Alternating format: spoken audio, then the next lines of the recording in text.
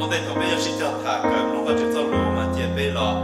咁我嘅頭髮只要俾落咗，俾嘛，我嘅腳我估字，我哋自己俾走落做個，俾頭去，我個路公路俾，貼走落我嘅，同時講住個，我就走路我嘅，頭髮就俾到好，佢俾路些路住嘅，我話就走路抓咗好俾路些，俾走些嘅話就走路呢，整通不了咗好俾路能力得得，我整冇通不了咗得。แต่แต่ต้องลองที่ลีตัวโตเก่าที่ล้อแต่ปัจจุบันเขาว่าจืดป้าเป้วัวโตเขาว่าจืดเชี่ยหรือว่าจืดเจ้าลูกเทียร์เป้เดี๋ยวไปดูจีเยสุลุ่มไปทอนในวันนั้นสิเอเมนลูกสันเดตาลองเดินมาไปโตหายจอจืดก็โตก็ตุขันเทียร์จอนจอโรเตชิจ่าชิเจว่าเขาลูมิกามาวันลูกูโมหัว foolish controversy cho chơi cho cái sĩ giả sĩ chơi của chuột chùa nè mà nó của cho bé là sai thế sĩ cho cỡ của cái gì cho khó thì o thì khó thì bé mà nhớ trong đời khó thì o là nó cho bé hay cho thì chưa có tàu có tụ khăn thiên rong cho lúa sĩ tàu có nó chỉ bé giờ sai nhớ trong đời đi tàu trong bé ngày cổ ý là hai cho khó thì o nó thì chưa có tàu có tụ khăn mà thế li qua trâu lúa sĩ tàu có chưa dù tụ khăn có rong khi discipline dù tụ khăn mà dù khi có rong trâu lúa sĩ tàu dù chỉ nhớ đâu là đi tàu trong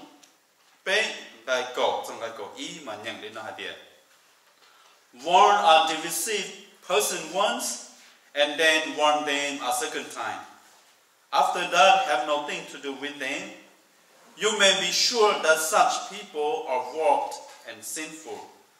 They are self-condemned. Đùa ít tu và phân và cỏ một kế tờ và ba và bờ ý râu. Thiên chí cho khăn đỡ, đùa lỡ râu, ó ý râu. Tỏ căn đỡ chỉ một đất trì uốn tròn lần dĩ lợi. Có dấu bố chân hạt địa cho nên uốn rong linh đỡ, mà do cho nên khâu thiết uốn sầu, lỡ uốn trâu lỡ tụ khăn trâu dị. 我能做论多到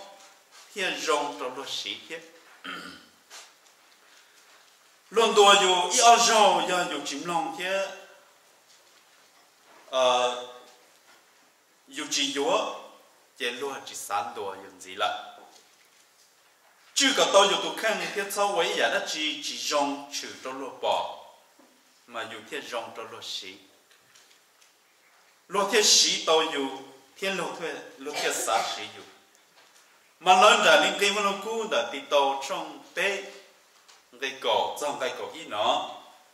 có bây giờ ít thu nâng hòa phân hôn gì thiết hai trong sự đời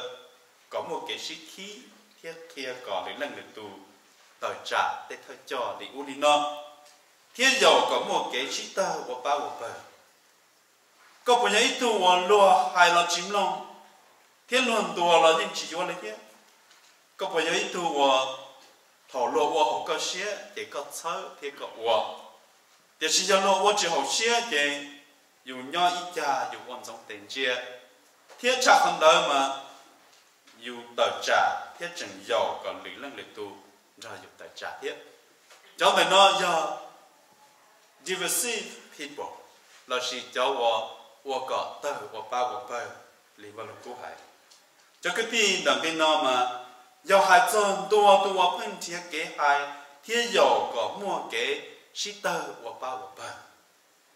bây giờ chỉ tao nữ còn nên chỉ cho qua lên đó thì chỉ nhân rong cho bên tua nữ là kế lú hậu tụ chỉ Giêsu rong hắn và chỉ mua tên tụ rong lên đó nhớ cho họ phân chân mà bây giờ thảo mà chỉ ba có cho mua tên tụ và phân hai thiết dầu có sẽ đợi tờ của ba của bờ lên đỡ mà sẽ đợi khi đi vô nhóm peacefully xí lú xí ba thì xí chơi gió là của vật chữ hậu lử thua đã vật chữ lưu chân chân là giá tỏng đề đã giờ mà do mua trở lại hai hậu và lưu cú để hậu lử trong nền gỗ cái tới châu và hai tiền giờ do hậu này cho lò nhưng giống mua cánh lưng khi chỉ chân dìa cho chân cho họ giống mua lên đó là bây giờ chỉ du nữ bây giờ chỉ mua phẳng du nữ thiết xong du nữ sau chỉ nhện này cho khó người chừng do cái tới ý giả lên bé người chỉ do bé đi dân chúa accordingly Ephesos trong trò này có mà văn cú có bên đùa tê của cho lên đó cho Asia do người chìm lóng là xin được chìm lòng chế bé mà chủ chế thiết chỉ mua đã chỉ quan trọng là gì là xứ tất nhiên mà chỉ mua những cái văn cú thiệt do lên đó chế nên du nữ thế nên sáng nhện nữ lại bây giờ chẳng có xuyên để rồi nữ thiết thảo và chữ ba trò nhà bé họ muốn sai đùa ít sáng tuần chế bé có một tí rong xá thảo một lượt tuần đùa yêu chỉ hay tây hoàn đùa yêu nữa yêu ya yêu cứ tí yêu phong dư ya tết thay cho là chỉ lượt tuần đùa yêu là cả liền mà thảo luận đùa yêu giờ yêu xá hay bé họ vẫn lo hành đỡ chỉ do là sĩ yêu mà xá thì họ vẫn là hành đỡ chỉ do là nữa mà khó rong giờ dù tôm long thế dù mà cho lù lỡ đồ dùng đỡ cho lọt sạch giờ thì dù bỏ thì khó là hay dùng đỡ chỉ do nó thì it's fine it's okay dù cho do keep continue và gì là nhà tận thế tất nhiên giờ dù họ bỏ thì khó là hay đỡ nhưng do là nó là nhưng do lúc cha lúc nhông cho dù lòng thế do luôn đùa dù ở dùng long chỉ luôn dùng sử dụng gì để sử dụng luôn đùa dù lưỡi ý lưỡi ó thế possible mà lưỡi bé và lúc cũ mà còn đùa ó rồi sao tất nhiên mà do luôn trường hợp đùa dù lưỡi bé gì là do dùng chim long chỉ luôn dùng ta cái chia sẻ cho dù luôn dùng chỉ sử dụng rồi là thế dù dùng chỉ dùng cho luôn sử gì là thầu trong linh đạo mà vật chỉ dùng lại tôi nâng qua hậu lưỡi thế dù tụ khăn có bả và chữ cho có mong và văn chữ ba trâu để hậu luyện đấy do linh đạo chữ dù tụ khăn thế discipline dù có rong cho luật sĩ tao chữ thế discipline dù tụ khăn có rong cho luật sĩ tao còn đó mà do biết cho chữ bự là sĩ attitude thế sống một sinh chẳng là do habit của chỉ rong nhớ trả luật xã sĩ dù là chỉ rong sĩ thiên nó chỉ cho xé sử dụng, tao lo nhục khó bỏ dùng mà lo xa thì dùng công cơ, thế giờ ít tu và dùng chia sẻ tao, tao lo chẳng chỉ tao bỏ dùng rong mà lo dùng bỏ thì dùng rong thế, biệt sĩ tây chữ bự và dùng cho, thế sinh chẳng và mua chữ tuôn ở, dùng vào trong lo bỏ, thì lo dùng bao dùng chân dùng rượu thế nhưng bỏ thì dùng những rong thế tiền, là sĩ dù là rong sư, chỉ rong tiền tiền, mà cái thầu để muốn để tua, tin năng dù bao dù, hay là dù xiên để là chỉ xiên lú, dù xiên lò là chỉ xiên cải, dù xiên đá là chỉ xiên tủ xiên tì, dù chọn da là chỉ dù chọn khẩu, hai lục trâu dù vô tàu sư là chỉ, nhưng hai lục tàu trâu để lần này tụ vô tàu hết. Đối với đó mà bây giờ chỉ có deny luôn có request của luôn có sử dụng thế.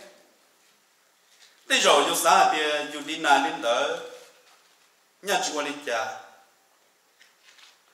Bây giờ nhớ cho có final stage mà nếu có thâu là quản cha. Cho khó giờ dùng deny ý do ở do bây giờ để luôn có ta cái chia sẻ cho dùng thế luôn có chỉ sử dụng gì là mà chúng mua accountable cho tao tê cho dùng tụ chữ Giêsu ít nhung tận tê nó làm để tê tê nụ và bắt chữ cho tôi rồi dùng qua để dùng họ chỉ qua không đấy. As a child of God, the Lord Jesus Christ died for you. That's why we shall be usable and be willing to be used. Giống như nào mà vô chủ chữ vô tụ khăn có luật sĩ tao dùng. Vô chủ discipline vô tụ khăn có dù rong sĩ mà thế này tôi lo sĩ tao thiết giàu xe cho lo giàu xe cho lo sĩ lúc sĩ hở thảo luận trên xã sĩ dụng cũng vẫn sai lọt giàu mà bây giờ kế của đầy đủ nhau hậu lúc điện tên nọ even bây giờ của hậu lử cho tất kế cứ nọ cứ hậu là sĩ bây giờ của vật chữ tới đây tên nụ mà dù của Indo xứ dù giá trị của một ly giờ dù có một ly mà dù chỉ một lúc sẽ retire lại vậy, tất nhiên mà dù có Indo chỉ retire lại, luôn chỉ sử dụng gì là mà nhà linh đó lúc cha lúc nhung thầu dù chẳng trong sĩ thì giàu xe cho luôn sử dụng lúc cha lúc nhung thầu luôn cho xe tao cho dù chỉ có dù make sure thì luôn chỉ disappointเขาว่าluôn cho xe cho dùng đó vì nó đó mà cũng họ xã hại cho họ thì bé bé nhớ chủ và năng chưa có tao dùng tụ khăn mà dùng cái lý dùng giờ ít tu productive person và tao đây và tao nổi rộng chưa tụ khăn có và tao hậu lử here discipline tụ khăn có dùng ba tao đây và chẳng chủ cho dùng sĩ here ba tao đây và chẳng chủ cho lịch tụ sĩ nhớ đồng đời trong bên lại có blog chưa dùng tụ khăn có dùng sầu với tụ năng qua lòng ba có một tên vật chẳng chủ do sĩ họ lúc năng chỉ hai họ dù lúc vô lúc gì là sĩ họ bận rộn bây giờ gì và giờ của gì của nè lần gì nữa mà nếu giờ ít tuần năng và ba có nếu lúc vô lúc gì mua xua trả xua giả mua tên tư và do sĩ trong lúc vô lúc gì một sáng là cho thầu tư tê bọn này bị nhỏ lấy vô sĩ chùa mà nếu một chùa đó lấy sĩ lấy vô sĩ cờ mà nếu một cờ đó lấy sĩ lấy vô sĩ chắc các chùa lấy sĩ chắc khí mà nếu mua chắc các chùa chắc khí đã cho lấy sĩ mà nếu giấy tu hoàn ba có mua tê giả chẳng chủ cho sĩ họ lúc này chỉ ta lên đó xứ mà dù họ bỏ thì một tê tu even vô tí trả lô ở vô sĩ trả lô là chẳng một tí tỏ chỉ nó lớn vô tí ở vô sĩ trả lê là chỉ một tí đã chính giờ lớn even vô nên nó nhớ cho tới thêm lo ở vô một chỉ đen trả hạ đây là xứ là chỉ một tí thông thiên nó mà không thể nói giấy khâu ở nó cứ chứng tổng cho bé hạt địa bé giờ và chữ cho mình nhỏ lại chỉ có bé bông ba đây là chẳng chủ trong sự đại sĩ mà nhớ trong đời thì tổ trong bé ngay có blog thì liệt kê lên địa our people must learn to devote themselves to doing what is good in order to provide for urgent needs and not live unproductive lives. Bây giờ nên有主包cho lợi thực hành cho kế của nhà của rong có thể linh ba tàu lò xí thầu thành chủ chán thế chỉ cho nhỏ luôn nên và chỉ qua ý nhà đã chỉ lý một đôi khó passage mà lúc cũ và khen nhà hàng cho có do unproductive person lò xí cho nên và chỉ qua ý nhà đã chỉ lý nhớ đồng đời ít thời gian kể trong bên cái trâu cái cổ thiên cái cổ ở chỗ cổ bé mà kia lên nó cho cái tí bé tuổi chỉ Giêsu cái tao luôn bé cho mình cho nên hạt bia nên chỉ xong muốn cho nên tung cần một cái thầu trần cho thầu bé trần cho nên nhau bé kia cho nên hạt bia do lần từ chỉ cả và hậu lử nên chỉ xong bù món cho tung tới nó bé tuổi chỉ Giêsu luôn bé cho mình cho nên tung cần đỡ còn lời nó chủ qua hậu lử yêu lời chỉ xong tỏ luôn nó xứ cho cứ đi nên chỉ cho chúa của để hậu lử của rồi họ nói mà nhà để tiền rồi giờ và nó quốc kia có bé quan năng qua và nó quốc kia có bé quan năng chân ba bé luôn năng chân ba bé và chẳng chủ yếu sĩ cho họอยู่lúc chỗ lúc gì cho họ bên trên mà vắt chữ hại để tiền trong khi mà nó cũng là nó mà vắt chữ cho lu cứ sự bỏ lỡ hại ở trong hại tiền bé tuổi tu chữ Giêsu luôn bé hại cho nên hại tiền nè do thầu tư hại cho họ ở tuổi tu chữ Giêsu luôn bé hại nằm mà do họ ở yếu chủ qua linh đạo sự liệu nhưng lý do sư phụ và lời mù biết đã tới tên hàng của chỗ đã mà lời chỉ là hai chỗ tụ đá nữa thì tàu sẽ có này tàu là tu nơi có sẽ đó chỉ mà là hai thì cú tua tụ chỉ Giêsu luôn bên lòn tiếc có kia tàu nữa tu nơi có chỉ sai to thì do tụ đá nữa chỉ tàu nữa tu nơi mà chỉ to nữa yếu chủ tàu rất xứ liệu chỉ như linh đó không thể nó mà polo hai thì bé tua tu Chúa Giêsu luôn bề lòn tua cho nên tu gần còn qua sai đó thì yếu chủ qua sẽ xử lý nên là mà vậy yếu chủ qua lên đó sẽ xử lý mà chỉ cho họ hay làm được nó chỉ muốn đối ứng cái hành gì thì chỉ cho tiền đang sử dụng to cái gì này tuổi tự nhiên luôn tu chỉ cho nhiên là nước khứ là nước tây rong đua nước kia là giống mua giả u giả nó ba cho nên chọn nhẹ nhớ được Ephesos trong blog lại nên có cha cho nên có gì cho cái tí sẽ đời do dù chuyện qua một khứ mà dù dù ô li cha mua cho một ba cho chọn nhẹ cái ba cho chọn nhẹ do ít tế nên nụ và vật chữ cho đồ chọn chân qua em bây giờ bỏ tiền nên này nó nhớ thông bờ cho luôn địa tên này nó họ religion và phân ba tên hình chọn nhẹ cho nó chỉ do họ religion hoàn chỉnh cho Giêsu sự đây như đây chia thiết đây khổng và tàu lò ba cho nên chọn nhẹ và tờ họ cho Christian religion tôi mù cho Christian people là gì cho Christian organization tôi mù mà do tao làm the donation from the believers làm để chọn chân vật chữ cái sự mà nhà mình đỡ vật chữ trong lúc thiên lý kia có bây giờ hoàn do vật chữ cho mình nhỏ lỡ bây giờ chủ tao hoàn năng qua bây giờ chủ tao hoàn năng khứ bây giờ chủ tao hoàn năng qua hậu lử bây giờ tiền đang sử dụng tiền bây có hoàn năng tung gần bây giờ tiền đang sử dụng giờ bây cóวันนั้นkhiที่จิตสาอัวแต่หัวลุยงจิตสาป้าแต่จอนเนี่ยมาอีกข้อมันเรากู้จึงให้รุ่นรู้คนเรามาเนี่ยเดียตัวอีจืดเนี่ยเราตัวจิตสันเนี่ยละนึกคืนแต่นึกแต่ยงนัวมาในที่ยงมัวอย่าอุ้ยอย่านอป้าจะว่าจอนเนี่ยย้อนแต่เอฟเฟโซช่องโลกไงนั่งกับเสียจอนนั่งกับยีนอแต่มันเรากู้ว่าเป็นหายจอนอแค่เดียก็ไปอยู่จู่วันนั้นจื้อเกี่ยวไปตุกขึ้นอยู่ที่ก็อยู่วันนั้นกว่าตอนย้อนเดินเปลี่ยนชีวันได้หนุ่มได้ keep yourself busy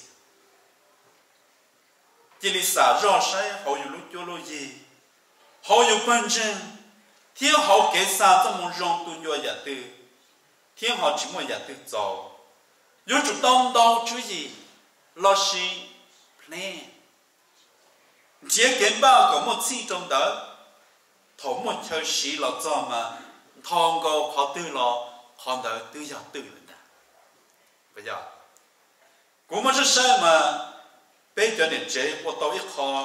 จงหันยาตั้งเรากูบอกตัวเดียเป็นจูหมอนอมาเป็นหมดจังยังจูไม่ไอ้เส้นไหนmà chú món nọ cho ít ban năng trong mà nhua thiệt tiệt tỏ cá nào mà lần ba tên lúc này lộc cố chú tên lúc này chú món mà lo chỉ lo luôn của lúc này lộc cố không cái chú ít chú món xí mà rồi ít bỏ lần nọ còn để nó giao kém ba và cả tàu lên đây giờ dùng ba có một từ chế là thọ cho trái sĩ thọ chẳng chủ sĩ lý vào lúc cũ hải mà thọ bền cổ họ từ là từ giờ từ ta giờ dùng ba chỉ mua mà còn mua họ từ là chỉ giờ từ lì ô một sai mà và chuyện dễ cha và chuyện bù cho và chuyện cho tôi chỉ trong lịch bỏ lỡ lỡ dễ cha lỡ chân tua có chân chân ba giờ u giờ nó có tao sĩ thầu chân chủ gì Polo solo trong đời tito trong bên người của nó nó mà nè thì chỉ chọn nhau luôn nâng và chỉ qua đã chỉ để xin ba có to này này do not be unproductive chỉ chọn nhau luôn nâng và chỉ qua đã chỉ li để xin ba có to ở thầu chân chủ sĩ mà thiệt tao sĩ chỉ có cho bên một những ý do có lợi tại lý họ bên phong lùng mong xài sẽ rồi nếu nó là tito trong bên cái của blog mà nhận lớn dài đi họ biết phong phong mà này nó có những chủ thia chọn chân có lấy sầu của chúa giả của lưỡi rong thia bóng ba thì của ba tàu sẽ đời thổ mua hậu lưỡi chân chân sẽ đời cái tàu sĩ chỉ nhau chọn chân của đó của đi. It makes sense. It makes sense. Họ mà lúc nó hai tàu trong thế tiền hai giờ là chỉ nhau chọn chân của đó của đi. Lo lụ của đó của đi mà do là của ngầu xưa. Lo lụ của đó của đi do khó của đã chỉ là của chỉ chúa chỉ khó của chỉ cờ luôn rồi. Là của có ta thi của luật chỉ yếu sư. Yếu tía thì chỉ tía cả lìa. Yếu chua thì chỉ chua cả lìa. Yếu tàu xí thì chỉ tàu xí cả lìa. Khó nói do của đó của đi. Ê văn lúc cũ nó thì chỉ nhỏ chọn chân yếu của đó của đi. Của đã chỉ của có tí xa. Của đã chỉ của có tờ họ lúc do. Tờ họ lúc xế tua tiệt. So Paulo halina we hear that some among you are idle. They are not busy, they are busybodies. Nhớ trong đời ít thế sao nói kể trong bé lại có in đó. Khi thì bé nó thì mới cho nhóm trong đám đời này là gì? Này mới cho nên mà này chỉ qua đã chỉ lý. Thì gì mà này nhẹ một chỗ rõ. Busybodies. Not busy, but being busybody. Nó mà sai tao thì dù chỉ qua đó chỉ đó mà dù cho dù lúc chế một cho út cho nó. Nhớ đấy, ít thằng số lượng kể trong bên phải có ít đấy. Lo luôn busybody mà họ bé phong mong mà bé sai thì qua tụ năng qua phăng một tác cổ lo lưỡi lăng lưỡi tu tê hồ lưỡi. Một cái thổ của một 我夸到到对嘛，我有这里张望，我夸来的点。有啥的有么我夸到了gì，但是有么样的了这罗么的努了罗只包有么我来了咯。这可能那要有 being busybody， 哎么打搞了。古人你好来生。thọ của con này ở một sai nâng trà đi rồi, cho nâng trà tiêu mà dùng mù cho ít khó lên rồi, mà cho nâng trà thì nhà nó ta khăn nó thì bây giờ mù khăn nó thì cũng giải nhau lo lụi dọc cái thì nên mù nên nhau thì nâng trà thì ô bây chỉ tao mà mù thiệt, bên trong này nhau thiệt. Chỉ ô tô dùng tự cho kia thì vô kế là chỉ thì muốn chơi giống ta xin thế chỉ nhau là giọt rồi nó chỉ sợ kế một chỉ là cứ sợ kế một là thế chỉ có thể nói cho có you busy you become busybody thì ô tô ta cổ luôn để lên được tu thế thôi mà khi nào biết to thì ô nâng chúa rò do ta cổ lo hậu lửa, chỉ ta lên đó xứ mà chỉ ta cổ lo hậu lửa xứ mà dù chừng có một thả đo giả lu chỉ trong thiên nhân chừng có một thả lu sái cơ sái cho út cho nó cho tên nhân dây do và dùng một giọt tại thị giả, đi vào cũng đã nó mà hay do cơ li, thầu chỉ một đất chỉ qua mà bé to kể một chỗ dây chỗ giò thiết thả út thả nó. Cho nên quý vị thật thà lo lời mà tôi thơ bế lo lù hài cho cái nào cá nhau rộng thiết thả tên chẳng chẳng đà. Thì xin thâu plan để bế lo lù đó là thế thả cho lực tu lúc cái chè lực lăng lực tu cho tu vào dục thả nấm nông thiết cho thổ lo tên đi u linh nông cũng có là sự. Cú những u linh đạo thiết tiền. Cũng chẳng là tiền sẽ bế chống tu những u linh đạo. Một đã chỉ chẳng chẳng mà thả ta tới giờ chẳng chẳng xứ cho chê cho khó tụ khưng mà cho cụ tụ khưng mà cụ bỏ thì cụ gì thả đâu gì môn đâu lo lù hai dòng kế mà dục phân hại cho lúa dục phân cho thủa lúa thế dục phân hại lúa pli đi lại mà có sao thì họ rong mà chơi cũng cho thả luôn nông đào sức do họ chỉ cho thả là nó là nếu cho sao thì cũng khi ổn thiết lắm mà chỗ khó dục dừng thả luôn đâu dừng dục kiện đâu cho cái tí sẽ là nên lúc này nó mà chỉ ta bây giờ chủ một chỗ dễ chỗ rõ thì lý do do ít tu bị gì bà đi sửa chỉ ta dù chủ một chỗ dễ chỗ rõ mà dù thì lý thả tao lột sai thiên cơ tao lột sai xí dù rõ hỗ trợ là sự bưu sổ ra xí là nhưng hỗ tao sổ tông cho tụi nó ta họ hỗ trợ tụi đó thả tụi nó ta họ muốn tụi nó ra cho một thả kia tụi đó để thả kia tụi đó gì chỉ bảo ta này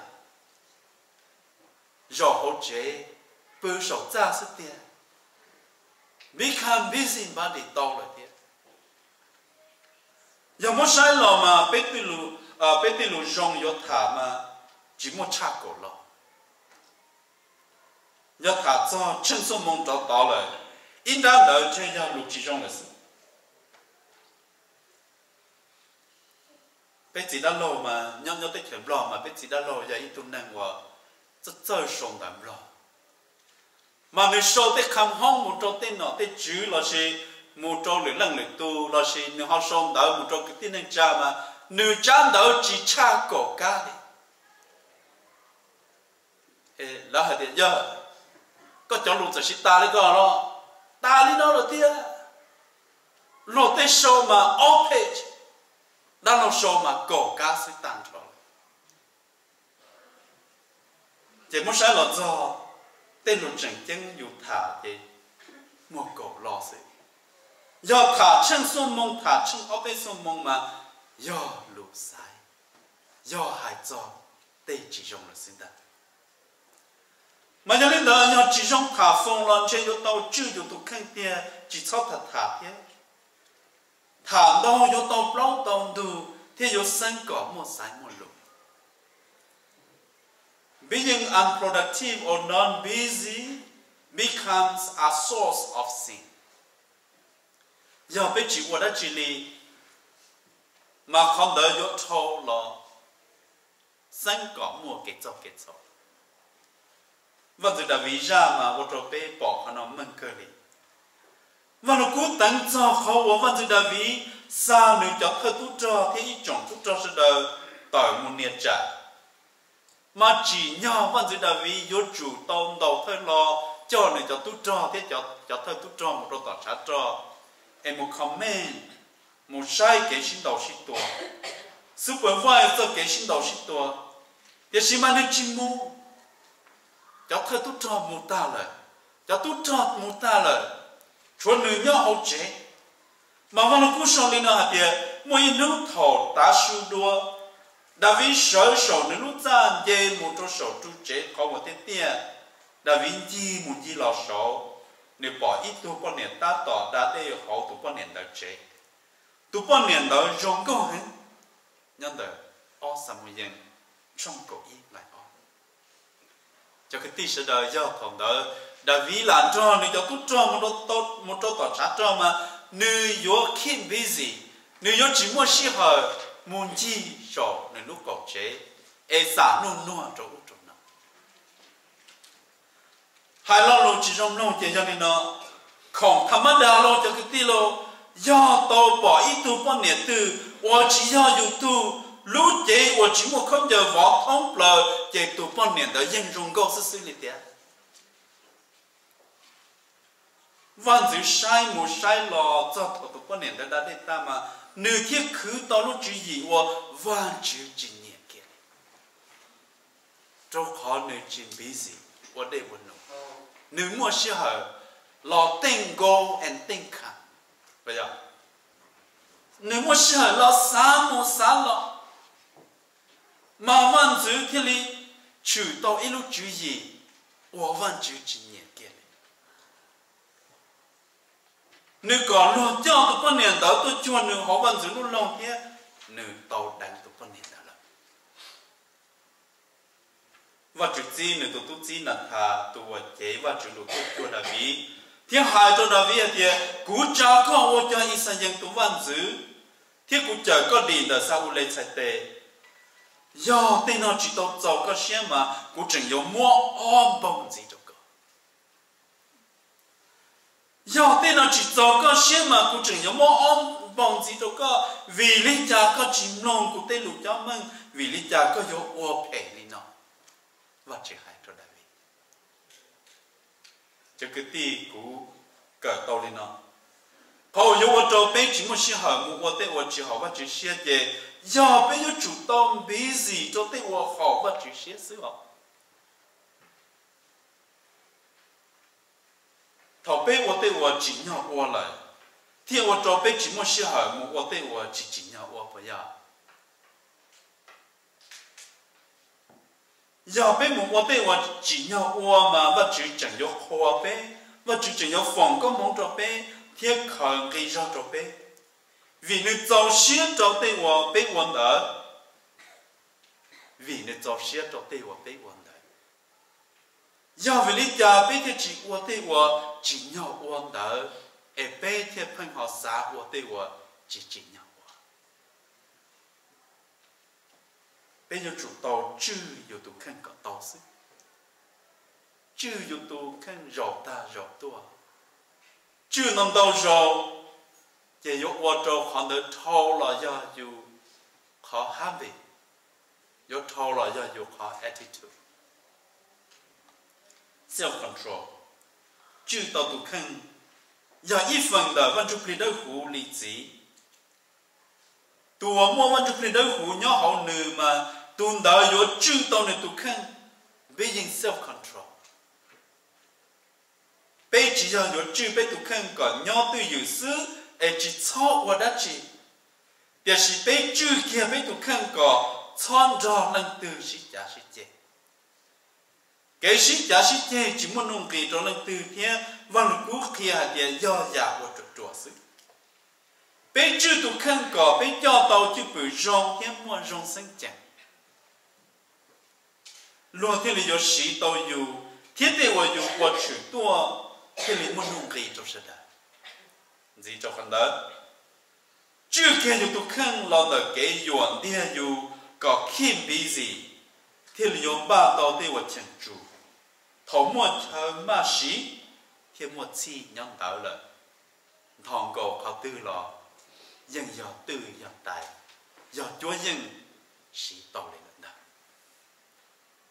cho cái tí sự đời một tên thổ của phần xã để vì lý trả bế mong và luôn nâng lo lợn đau chia xong e bế và chỉ tao ý hai nâng e bế chữ chỉ tao ý đại á bế mua chỉ tao ý tu trần hư mà xã một xã lo tinh gột tinh khám không đơn mà cũng bỏ để mong tu cho ý giả rồi do mong chìm ba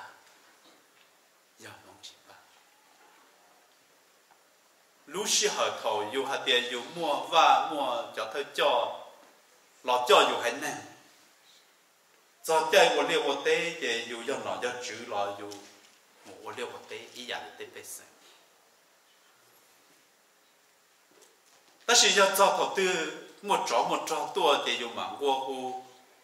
dù trồng bế sẵn tua rử qua kế qua tu trò một sinh đầu sinh tua chỉ có một năng là thế thì chỉ có chỉ mua rong cho dân để dù vô lý trả có dân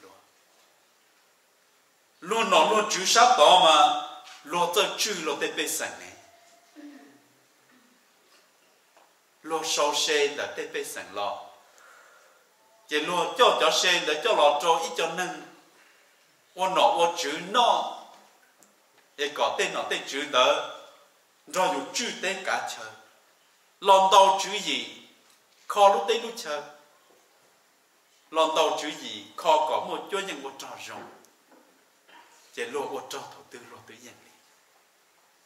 ấy dù mong bóng ta là lần đầu chia sông dân vì do yêu chim ba nên nó chọn chân và chữ mà cởi bao mà chữ tao luôn là nó mà bí xảo thêm bà yeah thầu bí xảo thêm bà là bí mua tư mua tài sĩ bí mua chúa dân sĩ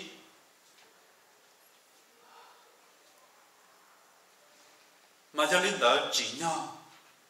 bé mua và chữ tao luôn nó sai có chữ chẳng chăng sai có chữ trông gì em chưa biết tụ khăn có chân ba chưa biết tụ khăn có chân qua có do cá do kì và nó cũng khiến tao bé nó mà một lần xứ the ones who have self-control are so powerful and no one will overcome them. Cho nên我在知道了都看嘛，莫说很，天只莫能都有感应了。